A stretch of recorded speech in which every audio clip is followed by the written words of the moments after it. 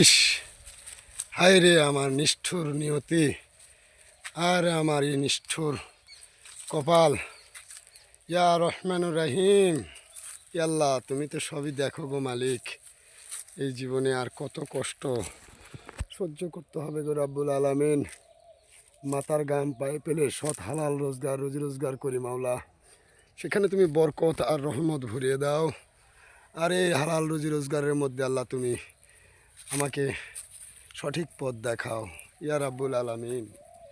কতই না মানুষ এই পৃথিবীতে, সবাই তো আমার সাথে বেইমানি করে গেল গো মাওলা। এই বেইমানের বিচার আমি তোমার কাছে দিলাম।